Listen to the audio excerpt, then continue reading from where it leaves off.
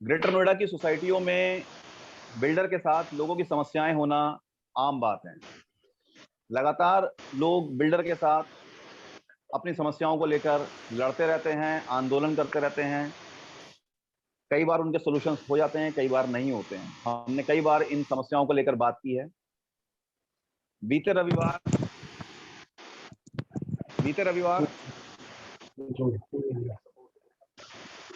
Greater Noida waste की अजनारा ली garden society में लोगों ने बिल्डर के काम पूरे ना होने की शिकायतों को लेकर एक अनिश्चितकालीन धरने का आयोजन शुरू किया, जिसमें अब रोजाना वहां के लोग अपनी मांगों को लेकर प्रदर्शन कर रहे हैं। हमने इन बातों को लेकर सोसाइटी के कुछ लोगों को लिया है, साथ ही अपने एक बिल्डर बायर्स समस्याओं के एक्सपर्ट को लिया है। मैं बात करूंगा आज पारुल सक्सेना जी से, जो अजनारा ली गार्डन से हैं। पारुल जी, स्वागत है आपका।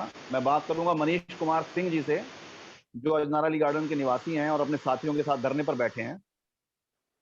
मैं बात करूंगा आज बिल्डर बायर्स मामलों के एक्सपर्ट नरेश नौटियाल जी से। नरेश जी जागो बायर्स जागो के संस्थापक हैं। आप सभी का स्वागत है। इससे पहले कि मैं इस प्रोग्राम को शुरू करूं, अगर आप इस प्रोग्राम को फेसबुक पर देख रहे हैं तो कृपया फेसबुक पर हमको लाइक करें, फॉलो, और अगर आप इसे यूट्यूब पर देख रहे हैं तो हमारे चैनल को सब्सक्राइब करें। धन्यवाद।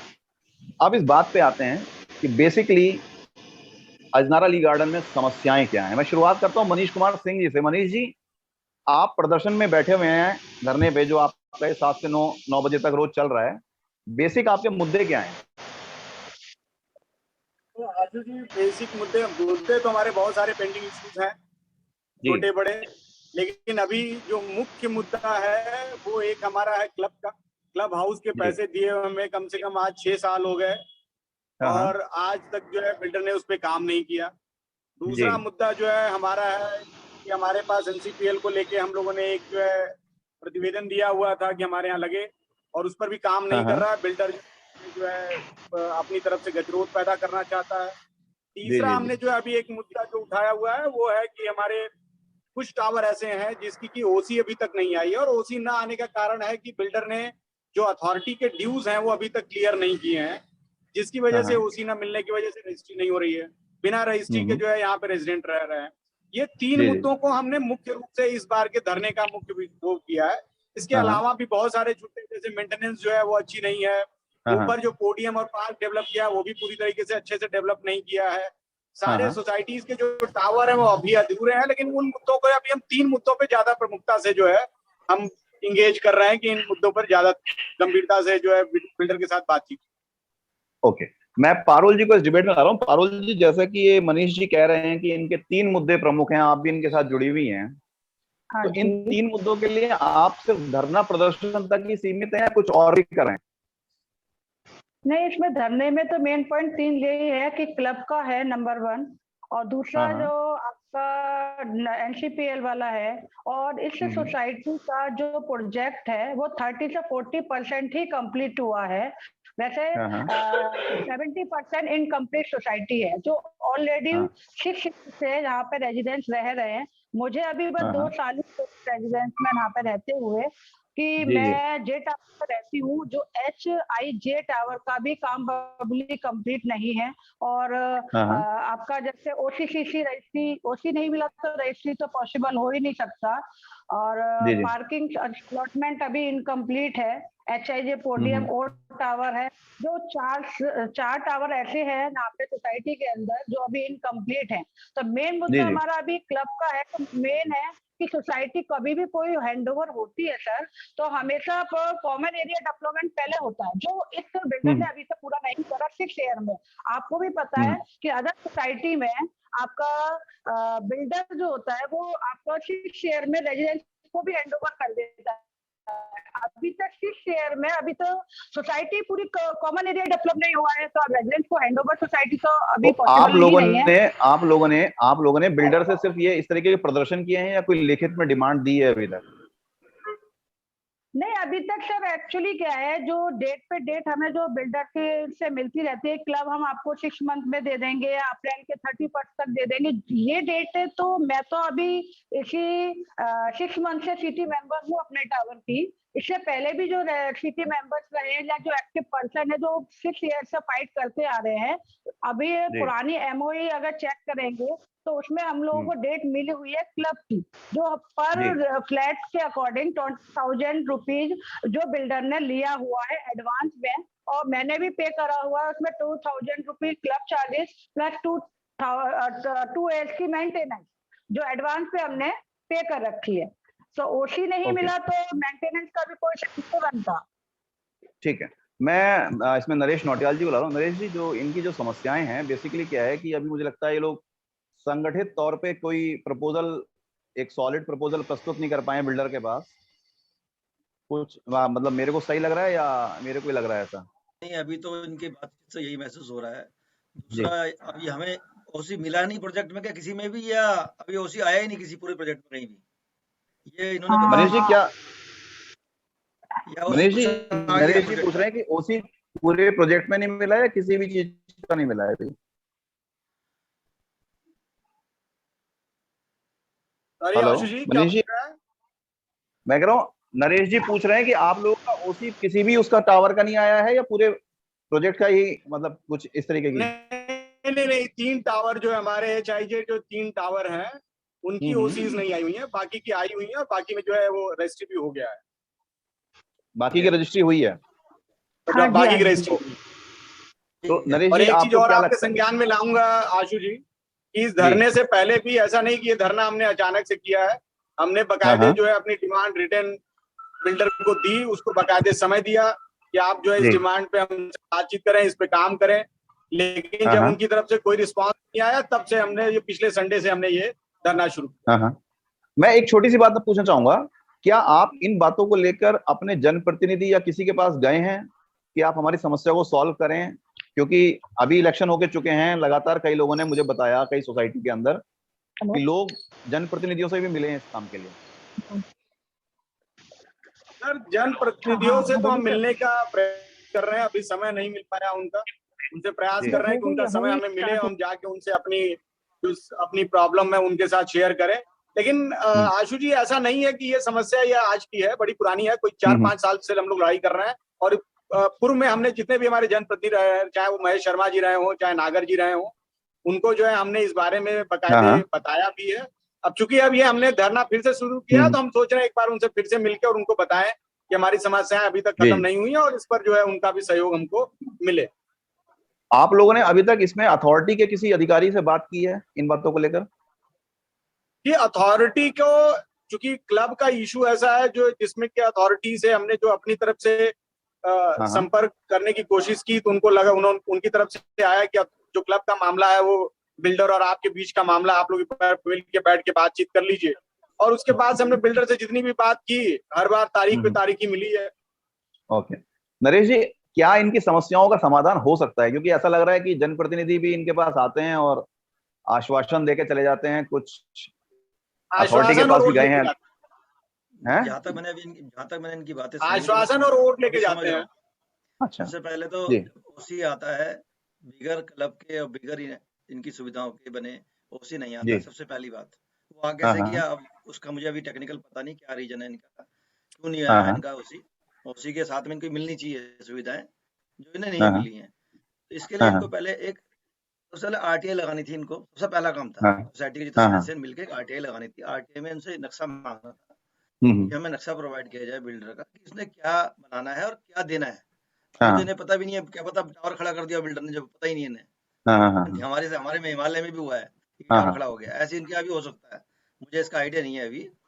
नक्शा लाके एक बार नक्शा देखें ये लोग, नक्शे में क्या क्या सुविधाएं हैं इनकी और क्या क्या है इनकी दिक्कतें, वो नक्शा सब बता देगा। उसके बाद इन्हें अपने डॉक्यूमेंट वहां लगाना, ये अथॉरिटी को बोलना चाहिए इन्हें, क्लब के लिए ये जिम्मेवारी अथॉरिटी की है, ना तो ये कोई समाज सेविका की है, ना ये किसी MLA की है, ना किसी मंत्री की है। प्रॉब्लम क्या है नरेश जी, प्रॉब्लम ये है कि जब एक आम आदमी अपना 30-40 लाख रुपए लगा के एक फ्लैट खरीदता है तो उसके साथ समस्या ये होती है कि वो जो है उसको ये जानकारियां नहीं होती हैं कि उसको ऐसी लड़ाइयां लड़नी पड़ेंगी।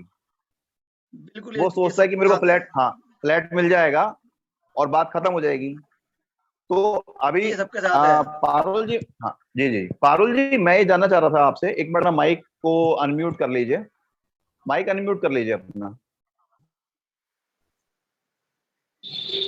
हाँ जी, मैं ये जानना चाह रहा था हाँ पारुल जी। जी कि क्या आप लोगों ने कोई ऐसा डॉक्यूमेंटेशन अभी निकलवाया है अथॉरिटी से अपने प्रोजेक्ट को लेके कि ये किसमें क्या क्या है, कैसे ये मिल गए हैं, क्या कोई ऐसी तैयारी आप लोगों ने करी है अभी? नहीं, ये चीज तो मेरे नॉलेज में अभी नहीं है। मनीष जी हाँ हाँ, प्रॉपर आपको बताएंगे इस बारे में। मनीष जी कुछ ऐसा किया है आप लोगों ने कि अथॉरिटी से कुछ ऐसी चीजें मांगी हो जो आपके प्रोजेक्ट से रिलेटेड हो या जिसको लेके आगे कोई बात हुई हो?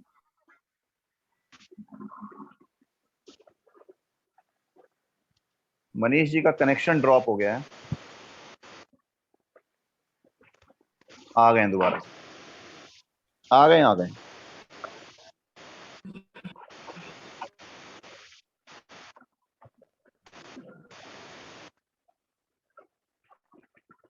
हाँ जी, आशु जी कुछ पूछ रहे थे आप। मैं ये पूछ रहा था कि क्या आप लोगों ने अथॉरिटी से अभी तक कोई ऐसी चीज ली है जिसके हिसाब से आपको पता लगे कि आपके प्रोजेक्ट में क्या क्या चीजें थी, क्या क्या पूरी मिल गई या क्या क्या होनी थी? नहीं देखिए, लीगल कुछ डिस्कोर्स जो है हमारे अलग अलग टावर के लोगों ने शुरू किया है, लेकिन हाँ हाँ अथॉरिटी के साथ हम उतना इंगेज नहीं हुए। हमने पास में जो है कुछ रेरा में एप्लीकेशंस डाली थी, हाँ हाँ, लेकिन अथॉरिटी को लेके जो है हम इतना अभी इंगेज नहीं हुए। ओके। तो क्योंकि नरेश जी अभी अथॉरिटी इनके में जब पास, भी जाओ ना तो वो थोड़ा सा जी टालने मटोलने वाली बात ज्यादा करते हैं, तो हाँ उतना हाँ, रिस्पांस मिला भी नहीं, और शायद यही रीजन रहा कि हम उतना ज्यादा इंगेज भी नहीं हुए। हाँ ये जरूर है ओ- कि लीगल कुछ कुछ बैटल्स हमारे अलग अलग टावर के लोग कुछ कुछ टीम बना के हम्म, वो लड़ रहे हैं। ओके। तो अभी जो ये आप धरना प्रदर्शन कर रहे हैं, ये सिर्फ धरना प्रदर्शन है या कोई लीगल फाइट भी आप लोग लड़ने जा रहे हैं? क्योंकि अभी जो मेरे को समझ में आ रहा है नहीं नहीं, कि आप लोग धरने पे बैठ गए हैं। ये मल्टी प्रॉन्ग अप्रोच होने वाला है आशु जी। जी जी, इसके साथ जो है धरना प्रदर्शन के साथ साथ हम लोगों ने ये सोचा हुआ है कि आपने जो बात की अभी कि जनप्रतिनिधि हैं, ब्यूरोक्रेसी है, उनके साथ भी इंगेज होंगे। हम लीगल हम्म, इश्यूज को भी लेके कुछ कुछ जो है सजेशंस ले रहे हैं कि हमारे लिए क्या जी क्या जी पॉसिबिलिटीज हैं और हमें क्या करना चाहिए। तो ये मल्टी जी प्रॉन्ग जी जो जी, है फाइट होने वाली है, और ये थोड़ा सा लॉन्ग टर्म होगी। मतलब ये नहीं है कि हम ओके, लोग जो है जो 2 3 4 दिन बैठ के उठने वाले हैं। हाँ ये है हाँ हाँ। कि हम हर डायरेक्शन से अब लड़ाई करेंगे। तो नरेश जी इसमें आप इन लोगों को क्या सलाह देते हैं कि किस तरीके से इन्हें स्टेप बाय स्टेप लेना चाहिए? क्योंकि इन लोगों के साथ जो है बेसिक प्रॉब्लम ये है कि इन्हें फाइट तो करने के लिए इन्होंने मन बना लिया है, परेशान हो चुके हैं, लेकिन स्टेप बाय स्टेप कैसे लें ये नहीं इन्हें समझ में आ रहा है। सबसे पहला स्टेप इनका यही है, इनको आरटीआई लगा के नक्शा मांगना चाहिए अथॉरिटी से। ओके, हमें बिल्डर का नक्शा प्रोवाइड किया जाए कि ये हाँ हमें हाँ, क्या बना के देना है और क्या हमारी कमिटमेंट है। इनके पास भी कमिटमेंट होगी ग्रोसर के थ्रू, जब इन्होंने फ्लैट ओके। लिया होगा तो वो उसे तो मैच करें, इनने क्या अच्छा, बोला था क्या दिया है, और जो दिक्कतें इनको लगे उसको अथॉरिटी को लिख के नहीं देना होगा, क्योंकि मालिक अथॉरिटी ही है इस लैंड की भी, और बिल्डर हाँ की कोई हाँ, ताकत नहीं, वो एक ठेकेदार है। इनको समझना ओके। होगा, और अब ठेकेदार को। मेरा पॉइंट, हाँ। जी जी मेरा पॉइंट दूसरा है कि सपोज इन्होंने अथॉरिटी से आरटीआई लगा के या अथॉरिटी में जाके अधिकारियों से बात करके वहां का ले लिया डॉक्यूमेंट कि भाई बिल्डर ने क्या आपको उसी किसी क्या लिया है, उसके बिल्कुल। बाद नेक्स्ट पार्ट क्या होगा इनके लिए? नेक्स्ट पार्ट सबसे पहले तो ये उसको नक्शे को जो नॉलेज हो इसको, या तो मैं इनकी सपोर्ट कर दूंगा ना पढ़ के नक्शे को, हाँ हाँ, या जो भी आके इनके पास हो जो पढ़ सके नक्शे को क्या कहना चाह जी रहा जी, है नक्शा, वो इनको हाँ जानकारी हाँ, होनी चाहिए पूरी। उसके बाद उसमें जो कमियां इनको दिखाई दें, जो इनके इसमें जी रोस्टर में नहीं थी उसने डाल दी, हो सकता है हाँ हाँ, मालूम डल गया हो, इन्हें पता नहीं होगा, हाँ तो वो हाँ, ये सब चेक करेंगे और उसको कंप्लेंट को अथॉरिटी को देंगे भाई ये चीज नहीं थी। उसके इनको डॉक्यूमेंट सबमिट करने होंगे होंगे और काम अथॉरिटी करती है। ये कोई हमारा अच्छा। कोई दूसरा आदमी इसको कर नहीं सकता। इसके अब लिए इनको इसमें एक अथॉरिटी को एक ही अप्रोच करना होगा। एक एक एक एक बड़ी चीज इसमें ये आती है कि मनीष जी भी कह रहे हैं, पारुल जी भी कह रही हैं कि अब हम जो है जनप्रतिनिधियों को दोबारा से लेंगे, यानी उनका कि ये रोल नहीं है सांसद सर, और विधायकों को इन्वॉल्व करेंगे। कोई कोई रोल नहीं बिल्डर है। पे प्रेशर पड़ सकता है कि जो ये, नहीं जो एक इन लोगों की जो मुझे एक बेसिक डिमांड सी लग रही है कि हम जनप्रतिनिधि को कहें और वो बिल्डर से कहें और इनका काम पूरा हो जाए, ऐसा कुछ संभव है या नहीं हो पाएगा? नहीं नहीं, वो उसके लिए जनप्रतिनिधि भी साथ जाएगा अथॉरिटी में, इनके वही सेम चीज है। वो इनके साथ जाने को अच्छा अगर अच्छा, तैयार है तो वो साथ जाएगा अथॉरिटी, वो भी वही प्रोसेस करेगा, लेटर देगा हाँ हाँ, अथॉरिटी को, भाई इनका काम क्यों नहीं हो रहा। वही इनको पहले इनको देना चाहिए ना, फिर जनप्रतिनिधि के पास जाए। नहीं नहीं, लेकिन मैं ये जानना चाहता हूँ नरेश जी, ये सारी समस्याएं बड़ी कॉमन समस्याएं हैं सारी सोसाइटियों के अंदर। हर तीसरे दिन हम यही बातें देखते हैं। तो क्या ये सरकार की तरफ से या अथॉरिटी की तरफ से कोई ऐसा इंस्पेक्शन या कोई ऐसा एक ड्राइव चालू होनी चाहिए जो सारी अथॉरिटी जो है सारी सोसाइटियों में चेक करे कि क्या आपने डिलीवर कर दिया है, क्या नहीं कर दिया है, या जब तक बच्चे रोएंगे नहीं, लोग जाके 100 200 500 लोग इकट्ठे नहीं होंगे। आप बिल्कुल सही नर्स पकड़ी आपने। एक्चुअली क्या जो नियम है अपार्टमेंट एक्ट 2010, जो अपार्टमेंट एक्ट 2010 है, अगर उसके नियम पे ये चले अथॉरिटी के अधिकारी, जो है नियम बैलॉज, जो अथॉरिटी के बैलॉज बोलते हैं, तो आज हमें ना तो इनको तकलीफ होती, ना हमें तकलीफ होती, ना इनको रजिस्ट्री की दिक्कत होती, ना इनको ओसी की दिक्कत होती। प्रॉब्लम ये है उसको साइड किया गया लेकिन है, मेरा पे काम नहीं हुआ है, इसी रूम में बैठ के सारे काम कर लिए गए, ग्राउंड लेवल पे कोई नहीं आया। तो सवाल ये है कि अगर ये जो बात आपको समझ में आ रही है, मुझे समझ में आ रही है, ये हमारे जनप्रतिनिधियों को क्यों नहीं समझ में आती है? वो इस बात के लिए कि भाई इतना बड़ा वोट बैंक है आपका। मुझे याद है कि ये जो ग्रेटर नोएडा वेस्ट के 70,000 वोट मिले हैं, इसमें से भाजपा को 49,937 वोट मिले हैं। बिल्कुल सर, ये आप सही कह रहे हो। बेसिकली जनप्रतिनिधि को ये सोचना चाहिए था कि अगर वो करप्शन इस लेवल पे कर रहे हैं अधिकारी कि वो काम ही नहीं कर रहे हैं, वो सिर्फ एसी रूम में बैठ के फैसले ले लेते हैं, उसी देते की बात होती थी भाई, जब का कुछ बना ही नहीं है। आम आदमी करता है ना, प्रॉब्लम तो फेस आदमी करता है ना। मैं कह रही हूँ प्रॉब्लम तो आम आदमी करता है, जिसने फ्लैट बुक कराया है, जिसने मेहनत का पैसा अपने फ्लैट पे लगा दिया है। अगर उसको कॉमन एरिया भी अगर मिल जाता है फ्लैट के साथ, तो फिर भी वो थोड़ा 70% शांत हो जाता है। अगर आप फ्लैट के साथ साथ कॉमन एरिया भी नहीं डेवलप हुआ है, थोड़ी प्रॉब्लम होती है। अब क्लब है, बच्चे कहाँ खेलने जाएंगे, कहाँ स्विमिंग करेंगे, क्लब में कोई अगर मुझे मकान का उद्घाटन भी करना है तो मैं कहाँ पे प्रोग्राम ऑर्गेनाइज करूँ? क्योंकि कॉमन एरिया डेवलप नहीं है, तो मैं तो अपना प्रोग्राम भी कहीं ऑर्गेनाइज नहीं कर सकती। जी। लेकिन पारुल जी, इसमें एक बेसिक चीज ये है कि जो दो पार्ट निकल के आए हैं कि आप लोगों को एक पैरेलल अथॉरिटी के साथ कम्युनिकेशन करना होगा और अपने जनप्रतिनिधियों से भी बातें करनी पड़ेगी, जो शायद आपने अभी तक नहीं किया है बीते 6-8 महीने में, मुझे जो समझ में आया है। आप मुझे थोड़ा सा स्पष्ट कीजिए मनीष जी। अभी तक सर जो हमारी बात होती है आशु जी, एक्चुअली जो हमारी लड़ाई है वो मेरे ख्याल से कोविड भी एक बड़ा रीजन रहा है कि पिछले 2 साल में डिजास्टर एक्ट का होने की वजह से, 144 होने की वजह से, और ये केवल हमारी सोसाइटी में नहीं, बहुत सारी सोसाइटीज में जो आंदोलन थे, प्रोटेस्ट थे, वो कमजोर पड़े हैं। और यही रीजन है कि बीच में जो है थोड़ा सा रुकावट आया, जनप्रतिनिधियों के साथ जो हमारा एंगेजमेंट था वो थोड़ा कम हुआ है। लेकिन हम ये लड़ाई जो शुरू हुआ है, ये कहीं ना कहीं से फिर से लड़ाई बैटल शुरू की गई है, और जिसमें जनप्रतिनिधियों को भी इन्वॉल्व किया जाएगा। इवन हम सोच रहे हैं कि हम प्रशासन को भी इन्वॉल्व करेंगे। प्रशासन की भी जो भूमिका है उनको भाई देखिए, करप्शन है, बात है, लेकिन इसका मतलब ये नहीं कि हम अपनी वॉइस न उठाएं, उन तक न पहुंचाएं, वो हम करेंगे। अपनी वॉइस हर जगह ले जाएंगे और हर प्लेटफॉर्म को जो है तैयार करेंगे कि हम हर प्लेटफॉर्म से लड़ाई करें, चाहे वो लीगल हो, चाहे वो जनप्रतिनिधित्व का हो, चाहे प्रशासन का हो, और चाहे हमारी सोसाइटी में सड़क पर बैठ के धरने देने का हो। अच्छा, अब मैं इसमें एक और बात लाना चाहता हूँ। मैं नरेश जी और आप सभी लोगों से बात पूछ रहा हूँ। जब हम जनप्रतिनिधि की बात करते हैं तो जनप्रतिनिधि का मतलब हमारा जो है सत्ता पक्ष के विधायक और सांसद से हो जाता है, ठीक है ना? चुनाव के समय विपक्ष के जो एक नेता थे, मैं उनका एक ट्विटर स्पेस सुन रहा था, तो उनपे इल्जाम ये था कि वो सोसाइटी में आते नहीं है या उनका जो है सोसाइटी में जोर कम है। तो उन्होंने कहा कि देखिए भाई साहब, हम तो आते नहीं है, लेकिन सच्चाई ये है, हमारी गलती तो जो है सो है, लेकिन सच्चाई ये है कि लोग भी हमारे पास नहीं आते। यहाँ पर जो ये बात है कि क्या जनप्रतिनिधि का मतलब सिर्फ सांसद विधायक है, या जो आपके लिए लड़ाई सड़कों पे उतर के लड़े वो भी हो सकता है? क्योंकि चुनाव के समय हमने देखा कि कई विपक्ष के नेता कई सोसाइटियों में जाके जो है फोन कर रहे थे बिल्डरों को, पानी पहुंचा रहे थे, अब वो गायब है। तो क्या ये लगता है कि आपको राजनीतिक तौर पे सबको लेना चाहिए?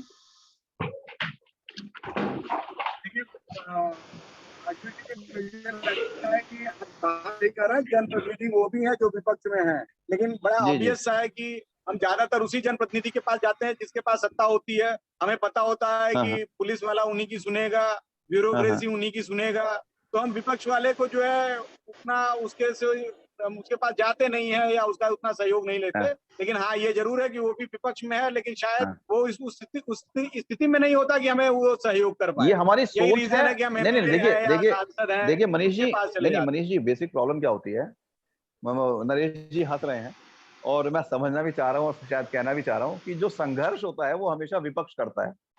बिल्कुल। सत्ता जो है अधिकारियों के साथ मिल जाती है और शायद ये एक बड़ा कारण है।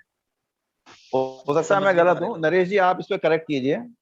बिल्कुल सही है सर। जो मैं विपक्ष होता है, विपक्षी काम करता है, सत्ता कभी काम नहीं करती, सत्ता से काम कराना पड़ता है जी। ये शायद समझ नहीं पा रहे हम वायर, सत्ता कभी काम नहीं करेगी, इनको जाना पड़ेगा, डॉक्यूमेंट लगाने पड़ेंगे, तो उसमें वो जागेगी, वो भी कई बार लगाने पड़ेंगे, एक बार में नहीं होगा। थोड़ी में आप जब 1000 डॉक्यूमेंट लगाओगे तब का एक काम होगा। अब सोच रहे हैं कि काम कागज ही लगाएंगे, काम कर लेंगे, नहीं होगा।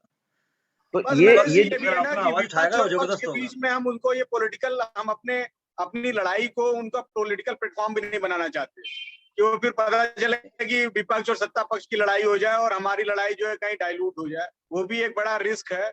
हमें अपनी लड़ाई लड़नी है तो हमको वो भी ध्यान रखना पड़ेगा कि हमारी लड़ाई जो है वो पॉलिटिकल टूल न बनने पाए।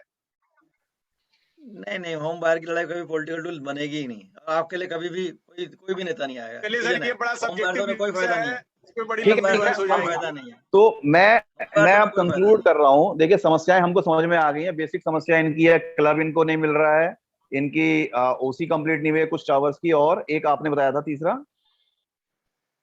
सॉरी, एक क्लब आपका नहीं है, एक क्लब है, एक हमारी जो टावर्स की जो है ओसी पेंडिंग है, और तीसरा हमने बताया था कि हमने एनपीसीएल का जो है कनेक्शन, जो मल्टी पॉइंट कनेक्शन है, उसके लिए भी जो है बातचीत कर ली है।